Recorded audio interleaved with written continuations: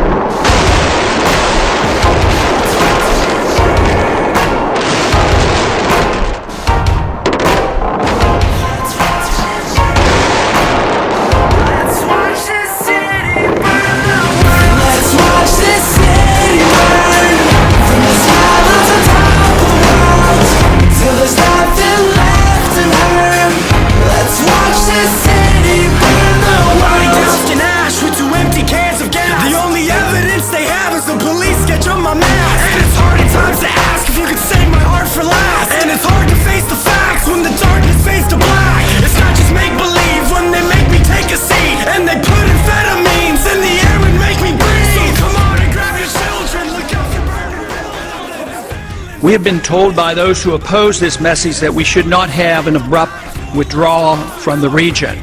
But I would strongly suggest that what we should be talking about is the abrupt and illegal entry into war.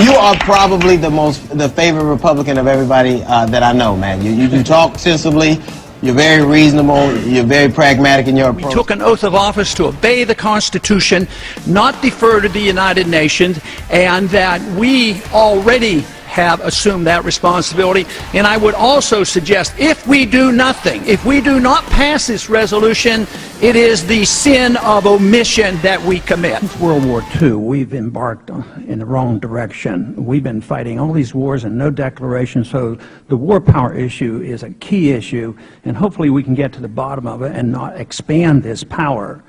But I think we get a pretty good idea about where the executive branch comes from, and I'm not so sure it would be unique for one party over the other.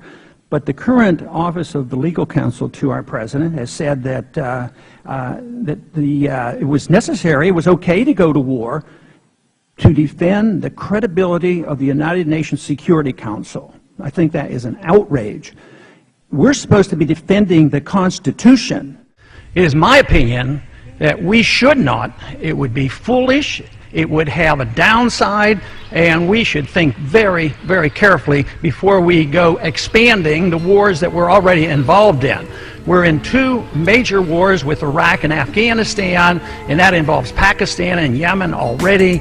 So to go into Libya now and impose a no-fly zone, we have to remember, a no-fly zone is an act of war. Things that our unit did and things that the military did in Iraq, as far as killing civilians, sometimes indiscriminately, that kind of thing. Is that what your unit did? That kind of thing happens sometimes. Can you give me an example?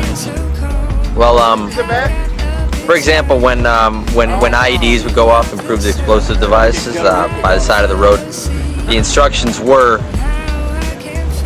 or the practice was, to basically shoot up the landscape, anything that moved, and that kind of thing would happen a lot. My turning point was after I came home and watched like videotapes of me and how I was acting and how my friends were acting. You know, it was real reflective to sit back and watch yourself saying those kinds of things, and you're like, in your heart, you know that it's not right. You know, you get so into it, you're so submersed into it.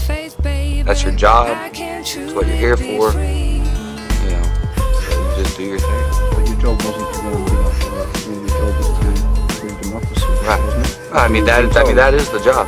And I wasn't beaten up, and neither were any of the soldiers I was with doing anything, but yeah, I filmed it. I mean, what am I going to do? It's their police station. It's not my business. And they were laughing and joking as they did. Oh, yeah. And you were laughing too? Yeah, so.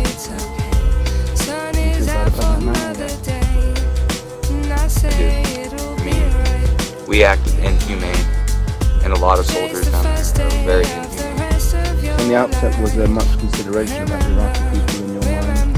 Oh, no.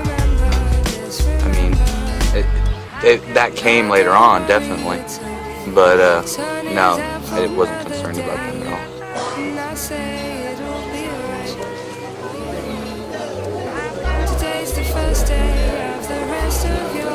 The government has to do something to kind of lay their fears, or we'll never get on track, right? Yeah, and that is true, and we could if we had some sensible people here. And even though I am a strict constitutionalist, I don't believe in most of these programs, I still have an interim set of priorities. I would cut $400, $500 billion from overseas. I don't think it makes any sense to blow up bridges in Iraq and then pay to rebuild them to no-bid contracts where the corporations never rebuild. I say spend all that money back here at home. We could save enough money by just changing our foreign policy, cutting down on our deficit, and still take care of people that we have taught to be so dependent. We spend over $1 trillion a year maintaining an American empire, but nobody wants to give up on the empire. Not even this new administration. They're pursuing the Bush policies in the Middle East, and they're not cutting back. And yesterday I gave a speech on the House floor, and I literally bet the troops will not be out of Iraq in 2011. Right. Because we're going to have a big amnesty, and we're going to have 56 military bases, and believe me, that is very offensive to the people of Iraq. But this is not new. We did it in Korea. We ignore it sometimes, and now we ignore it in Libya. The War Powers Resolution, which was set up in '73, was supposed to curtail this. Technically, it was deeply flawed, but it actually legalized war for 60 days, which always drifts into 90, and even our presidents ignore that. Now, what moral right do we have to participate in war activity against Libya? Libya hasn't done anything to the United States. They're not a threat to our national security. There's been no aggression. There's no constitutional authority for a president to willy-nilly go and start placing no-fly zones over countries around the world. This is a mess, and you know, it's not all that complicated. Why do we complicate this for ourselves unless it's deliberate? Because we have a law. The law is called the Constitution. We're not supposed to go to war unless there's a declaration. We've been fighting this a long time, and the American people are sick and tired of it. It's draining us. It's draining us financially. And now we're into, how many wars are we in now? Afghanistan, Iraq, Pakistan, now Libya. We don't even know to the extent to how much we're involved in these countries. So we in the Congress demand, or should demand, our responsibilities again. It should be up to us when we go to war and not to the executive branch. We went to war when we shouldn't have gone to war. And to expand this war now makes no sense whatsoever. It's against international law. It challenges the War Powers Resolution. The executive branch can't do this without approval from the Congress. Why should we do this? Do you think it'll cost some money? Yes, it's going to cost a ton of money. And it's going to have, innocent people will be killed. You can't just all of a sudden turn a switch and say don't fly over Libya.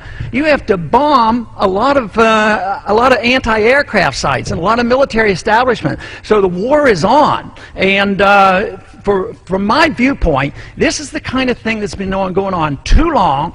It contributes significantly to our bankruptcy. And we are now spending approximately $1 trillion a year maintaining our empire around the world. We invested $70 billion trying to prop up a dictator in Egypt, and look how that ended up. Now we're hustling around to find out who the next dictator is. So if we get involved, I'm not sure they even know who to bomb and why, which one, and who's going to come out on top. That is an internal matter. It's a civil war that's going on, and we can cheer for one side or the other, but that is not a justification to place the burden on the American people, both militarily and individualized as well as monetarily. But as long as we get approval from the UN and NATO, it'll be okay. But you know, that's just really a cop-out. What Army and Air Force and technology does the UN have, and what does NATO have? You get a resolution in the UN and say, well, let's take out this bad guy and do these things, or NATO does it. They're all our airplanes, and they're all our money, and no matter what, anything and everything that goes wrong, the United States will be blamed for it. And there's enough resentment against us already for pretending that we can tell every other country how to live. with a man. He came up to me after that, and he told me he was an Iraqi man, and he said that he was from the area around Balad, and I was stationed in Balad, and I just couldn't help it. Just all of a sudden, I hugged the guy, and I said that I was sorry, that I was so sorry, and I ended up crying right there to this perfect stranger, and he told me it was okay. You know, he told me it was okay, and that was redemption. That was redemption, and it was beautiful.